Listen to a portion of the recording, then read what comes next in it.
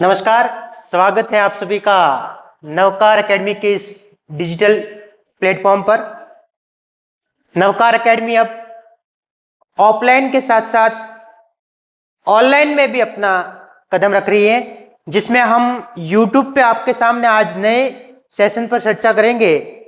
आज हम चर्चा करेंगे राजस्थान हाईकोर्ट द्वारा जारी जो 4th ग्रेड एम्प्लॉय की वैकेंसी आई है। जी बिल्कुल, राजस्थान हाईकोर्ट ने 4th ग्रेड एम्प्लॉय की वैकेंसी निकाली है, चतुर्थ श्रेणी कर्मचारी की 5,670 पदों के लिए। 5,670 पदों के लिए राजस्थान हाईकोर्ट ने वैकेंसी निकाली है। इसी वैकेंसी के साथ साथ एक और वैकेंसी निकली है, जिसमें ड्राइवर के पदों की वैकेंसी, वो एक अलग से वैकेंसी, उसका जो नोटिफिकेशन है वो अलग से आया है। तो आज हम इस जो राजस्थान हाईकोर्ट की जो वैकेंसी आई है उसके बारे में चर्चा करेंगे कि इसका सिलेबस किस तरह से रहेगा, इसमें आपके नेगेटिव मार्किंग होगी या नहीं होगी, इसके लिए आपको एजुकेशनल क्वालिफिकेशन क्या क्या होनी चाहिए, फॉर्म कैसे भरे जाएंगे, उन सभी बातों की चर्चा करेंगे। बिना कोई फालतू की बात किए सीधे हम अपने टॉपिक पे आते हैं। सबसे पहले बात करें तो परीक्षा का नाम। जी बिल्कुल, ये जो वैकेंसी आपके हैं, एक तो इसमें राजस्थान हाईकोर्ट के अंदर वैकेंसी है, उसके अलावा जो राजस्थान राज्य न्यायिक अकादमी है उसमें भी आपके वैकेंसी है। इसके बाद में बात करें तो राजस्थान राज्य विधिक सेवा प्राधिकरण, राजस्थान राज्य विधिक सेवा प्राधिकरण, और जितने भी डिस्ट्रिक्ट कोर्ट है राजस्थान के जिला न्यायालय और जिले पे जो जिला विधिक सेवा प्राधिकरण है उसके अंदर चतुर्थ श्रेणी कर्मचारी जो के रिक्त पद है उस पे ये भर्ती है। जी बिल्कुल, 5,670 पदों के लिए वैकेंसी आई है आपके लिए। यहां पे जो वैकेंसी आई है उस पद को किस नाम से जाना जाएगा, पद नाम क्या रहेगा आपका, तो वही चतुर्थ श्रेणी कर्मचारी या फिर कार्यालय चपरासी, या फिर इसके जो भी इक्विवेलेंट बराबर का जो भी पद होगा उसको इस नाम से जाना जाएगा। फिर आपके माइंड में यही आता है कि सर इस वैकेंसी में क्या सैलरी रहेगी, क्या वेतन रहेगा। तो जो वेतन है, जो प्रोबेशन पीरियड के दौरान आपका जो वेतन है वो आपका रहेगा 12,400। जैसे ही आपको ज्वाइनिंग मिलती है उसके 2 साल तक आपका प्रोबेशन पीरियड रहेगा, और प्रोबेशन पीरियड तक आपका जो वेतन रहेगा वो रहेगा 12,400 रुपए का। जैसे ही आपका 2 साल का प्रोबेशन पीरियड पूरा हो जाएगा उसके बाद आपका जो वेतन रहेगा वो 17,700 से लेके 56,200 तक, ये वेतन आपके लेवल 1 के अनुसार रहेगा, पे मैट्रिक्स लेवल 1 के अनुसार।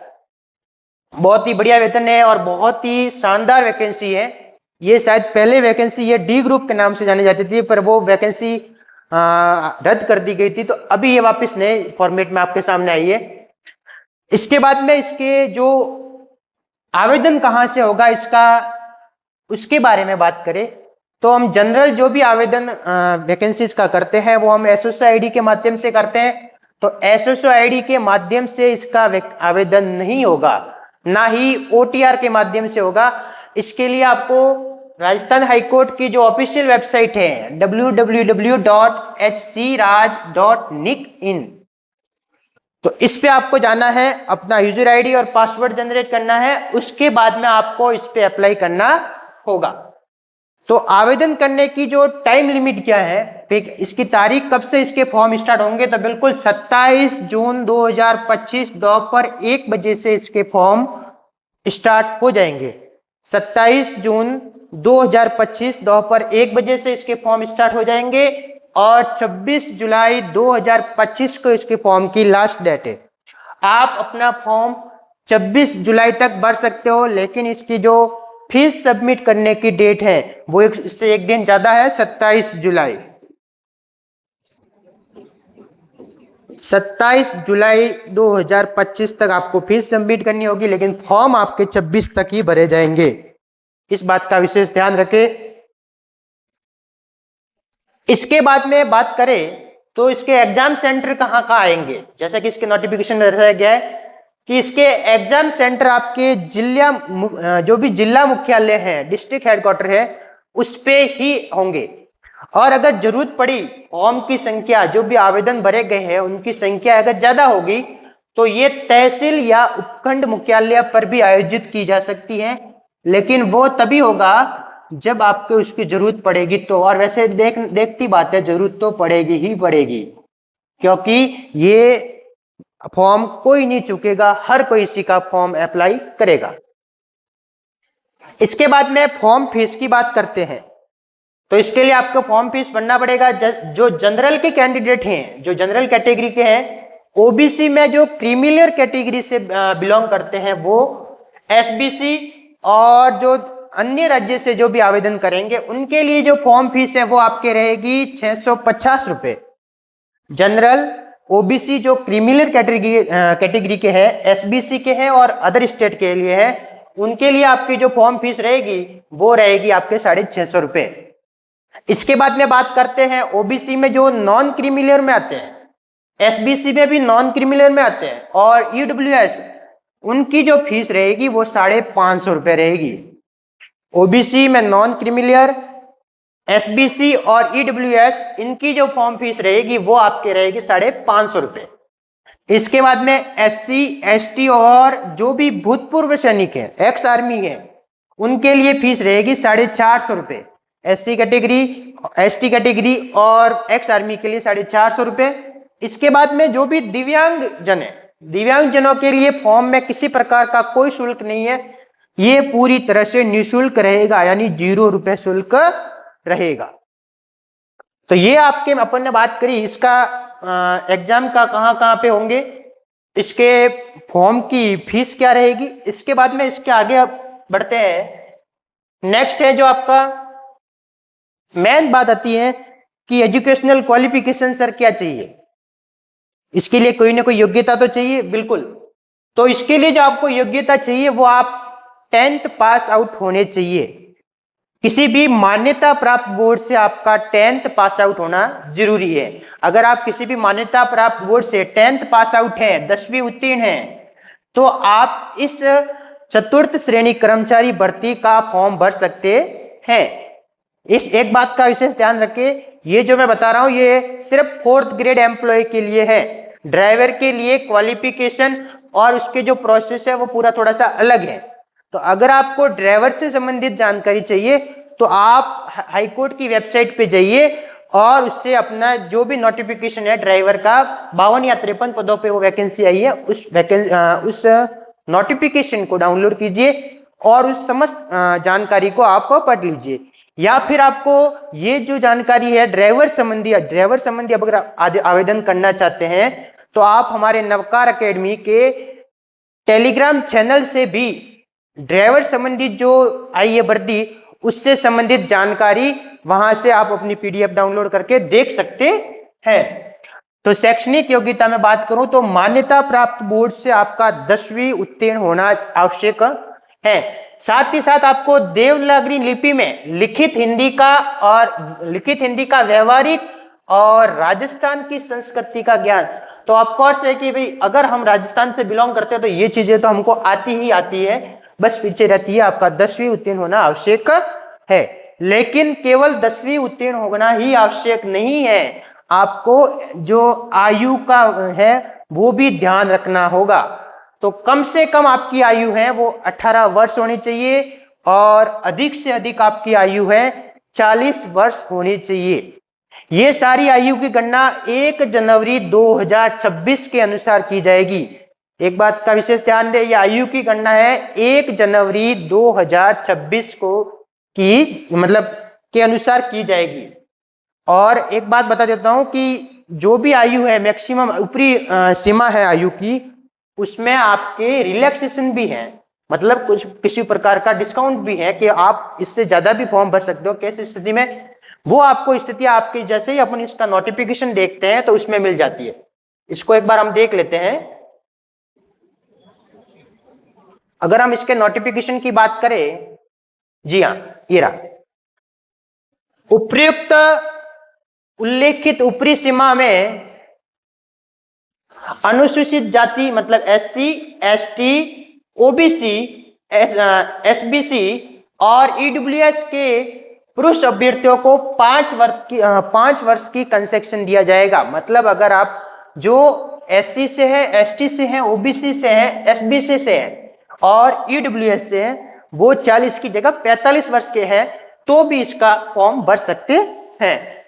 अगर आप जनरल कैटेगरी से हैं और EWS से है और आप वुमेन हैं, अगर महिला अभ्यर्थी हैं और आप जनरल या EWS कैटेगरी से बिलोंग करते हैं तो भी आपको 5 साल का रिलैक्सेशन दिया जाएगा। अगर आप SC हैं, ST हैं, OBC है और SBC है और अगर वुमेन कैंडिडेट है तो आपको वुमेन कैंडिडेट किससे, SC, ST, OBC और SBC से, तो आपको 10 साल का रिलैक्सेशन दिया जाएगा। कितने साल का? 10 साल का। तो इस बात का विशेष ध्यान रखें। इसके अलावा और भी कंडीशंस है, वो आपको इसमें सारी की सारी कंडीशन इसमें मिल जाएगी। वापस हम अपने पॉइंट पे आते हैं। तो ये मैंने बता दिया आपको एजुकेशनल क्वालिफिकेशन क्या रहेगी इस चतुर्थ श्रेणी कर्मचारी भर्ती का फॉर्म भरने के लिए। तो 10वीं पास होना जरूरी है और आयु रहेगी आपके 18 से 40 तक। लेकिन ऊपरी आयु वर्ग में शिथिलता है, वो आपको वर्गवार जो भी आपके आती है वो आपको मिलेगी। आगे बात करते हैं। मुख्य बात आती है सर इसका जो एग्जाम पैटर्न है किस तरह से रहेगा। तो बिल्कुल इसकी अब की बार आपको एक नई चीज देखने को मिलेगी, इसमें रिटन एग्जाम के साथ साथ आपका इंटरव्यू भी होगा। जी हाँ बिल्कुल, रिटन एग्जाम के साथ साथ आपका इंटरव्यू भी होगा। जो रिटन एग्जाम है आपके 85 नंबर का होगा, 85 नंबर का, टोटल 100 नंबर के आधार पे होगा, उसमें से 85 नंबर का आपका सिर्फ रिटन एग्जाम होगा और पीछे रह गए 15 नंबर वो आपके इंटरव्यू के रहेंगे। तो 85 और 15 टोटल हो गए 100। तो 100 के आधार पे ही आपका अंतिम चयन जो होगा वो 100 अंकों के आधार पे होगा। 100 में से आपके कितने आते हैं उस पे मेरिट बनेगी। तो लिखित परीक्षा आपके 85 नंबर की और इंटरव्यू रहेगा आपके 15 नंबर का। जो भी आपका जो रिटन एग्जाम है उसकी अवधि रहेगी 2 घंटे की, मतलब 2 घंटे का पेपर होगा, उसमें 85 प्रश्न आएंगे और सारे के सारे प्रश्न आपके ऑब्जेक्टिव होंगे। सारे के सारे ऑब्जेक्टिव MCQ बेस्ड प्रश्न होंगे। जो परीक्षा का जो स्तर है वो रहेगा आपके सेकेंडरी स्तर तक का, मतलब सेकेंडरी तक की जितनी भी बुकें हैं आपको उसको जरूर से जरूर देखना है। बात करें कौन कौन से सब्जेक्ट्स आएंगे, तो इसमें आएगी पहले जनरल हिंदी, सामान्य हिंदी के जितने भी प्रश्न वो आएंगे आपके 50। सामान्य हिंदी के कितने प्रश्न आएंगे? 50। सामान्य अंग्रेजी के प्रश्न आएंगे आपके 10। सामान्य अंग्रेजी जनरल इंग्लिश तो बहुत ही बढ़िया है। वैसे बहुत जनों को इंग्लिश आती नहीं है तो इंग्लिश के वैसे भी 10 प्रश्न ही है, तो आप इसको और इसको भी कवर करके जाते तो आपका कहीं ना कहीं आराम से जुगाड़ हो जाता है। सामान्य हिंदी के 50 प्रश्न, सामान्य अंग्रेजी के आपके प्रश्न आएंगे 10 और राजस्थान की संस्कृति और बोलियों से संबंधित 25 प्रश्न आएंगे। राजस्थान की संस्कृति और आपके बोलियों से संबंधित टोटल कितने प्रश्न आएंगे? 25। तो देख लीजिए आप, तो ये आप जो भी कंपटीशन की तैयारी कर रहे हैं उनके ये तो अभी जो 3rd ग्रेड के सिलेबस में भी जोड़ा है राजस्थान की संस्कृति और बोलियां, और हम बात करें तो अब ज्यादातर एग्जाम्स में ये जोड़ने लग गए हैं राजस्थान की संस्कृति और बोलियों से संबंधित प्रश्न। तो सामान्य हिंदी के 50, सामान्य अंग्रेजी के जनरल इंग्लिश के आपके 10 और राजस्थान की संस्कृति और बोलियों से संबंधित आपके प्रश्न आएंगे 25। इससे आगे बात करें, एक और मुख्य से मुख्य बात आपको बता देता हूं, इसमें किसी भी प्रकार की नेगेटिव मार्किंग नहीं रहेगी। नो नेगेटिव मार्किंग, बहुत ही इंपॉर्टेंट चीज है। बहुत सारे लोग इससे डरते हैं क्योंकि इसके चक्कर में हम पूरे प्रश्न अटेंड नहीं कर पाते हैं। तो नो नेगेटिव मार्किंग रहेगी, इस बात का विशेष ध्यान रखें। आगे बात करते हैं। लिखित परीक्षा में प्राप्त अंकों के आधार पर कुल रिक्तियों के 3 गुना अभ्यर्थियों को साक्षात्कार के लिए बुलाया जाएगा। जैसे ही आपका रिटन एग्जाम हो जाता है तो सभी अभ्यर्थियों का जो कैटेगरी वाइज आपको 3 गुना कैंडिडेट्स को वहां पे इंटरव्यू के लिए बुलाया जाएगा। लिखित परीक्षा में प्राप्त अंकों के आधार पर कुल रिक्तियों का जितनी भी पोस्ट है, टोटल पोस्ट, उसमें वापस उसको वर्गवार बांट दिया तो उसके 3 गुना अभ्यर्थी जितने भी होंगे उनको वहां पे इंटरव्यू के लिए बुलाया जाएगा। आगे बात करते हैं। साक्षात्कार हेतु अर्हता प्राप्त करने के लिए SC, ST, दिव्यांग और भूतपूर्व सैनिक एक्स आर्मी उनको कम से कम 34 अंक लाना जरूरी है। इस बात का विशेष ध्यान रखिए। मिनिमम एजुकेशनल मिनिमम जो पासिंग मार्क्स है वो इसमें जरूरी कर दिए हैं। तो जो अगर आपको रिटन क्लियर करना है तो रिटन क्लियर करने के लिए आपका SC हो, ST हो, दिव्यांग हो या एक्स आर्मी से बिलोंग करते हो तो आपके कम से कम 34 नंबर आने चाहिए। जो बाकी जो पीछे कैटेगरी बच गई उसके कम से कम 38 नंबर आने चाहिए अगर आपको रिटन क्लियर करना है। तो रिटन क्लियर करने का मीन्स है कि भाई कम से कम इतने तो आने चाहिए, बाकी तो सारा मेरिट पे खेल डिपेंड करेगा, लेकिन कम से कम इतने तो आने ही चाहिए, तभी आप योग्य होंगे। इसके बाद में ये तो इंटरव्यू की बात होगी। और अंतिम चयन में कौन कौन से, आपके रिटन प्लस आपका इंटरव्यू दोनों मिला करके, रिटन प्लस इंटरव्यू दोनों मिला करके आपको SC, ST, दिव्यांग, एक्स आर्मी उनको कम से कम न्यूनतम 40 नंबर लाने जरूरी है। 40 नंबर कम से कम होंगे तभी आप अंतिम चयन के लिए एलिजिबल होंगे। और जो बाकी जो इसके अलावा जो कैटेगरी बच गई जनरल, OBC वगैरह, तो ये उनको कम से कम 45 नंबर लाने जरूरी है। इनके बिना आप इसके लिए एलिजिबल नहीं हो। चलिए आगे बात करते हैं हम। ऑनलाइन आवेदन करते समय नवीनतम फोटोग्राफ के साथ एक ID कार्ड भी अपलोड करना होगा।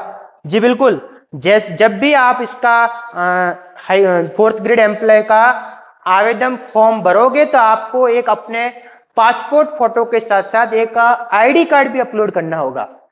ID कार्ड वो ही अपलोड करना है ताकि आप उस ID कार्ड को जब भी आप रिटन एग्जाम देने जाए और जब भी आप इंटरव्यू देने जाए तब इसको आराम से साथ ले जा सके। ऐसा नहीं कि आपने ID कार्ड तो कुछ का कुछ डाल दिया, वापस वो मिले ही नहीं, तो आप ID कार्ड के रूप में Aadhaar card, PAN card, voting card इनका इस्तेमाल कर सकते हो। तो ये था इससे राजस्थान हाईकोर्ट से संबंधित अपने जो बातें बताई उसके बारे में जानकारी। हाँ, इसके बाद में जो पीछे बात बच जाती है वो है कौन से जिले में कितनी वैकेंसियां हैं। तो उसके लिए आपको इसकी जो PDF है नोटिफिकेशन की उसमें पूरा का पूरा डिटेल मिल जाएगा। कौन से जिले में है, कौन सी कैटेगरी में कितनी पोस्ट है, किस प्रकार से इसका रिजर्वेशन रहेगा, हॉरिजॉन्टल, वर्टिकल जो भी है वो उसको आपको उस PDF में पूरा का पूरा मिल जाएगा। जी बिल्कुल, तो आज हमने चर्चा की जो राजस्थान हाईकोर्ट ने एक बहुत ही बढ़िया वैकेंसी जारी की है चतुर्थ श्रेणी कर्मचारी की 5670 पदों के लिए, उसके बारे में जानकारी प्राप्त की। हम इसी तरह आपके साथ नई नई भर्तियां, साथ ही साथ मैंने कल पहले भी बता चुका हूं कि हम जो मैथ, साइंस और कंप्यूटर और ICT से रिलेटेड क्लासेस भी आपके लिए इस प्लेटफॉर्म पर लाने वाले हैं। तो आप इसी तरह इस प्लेटफॉर्म से जुड़े रहे। आपका प्यार और आपका स्नेह नवकार एकेडमी के प्रति ऐसे ही बना रहे। Thank you. जय हिंद, जय भारत।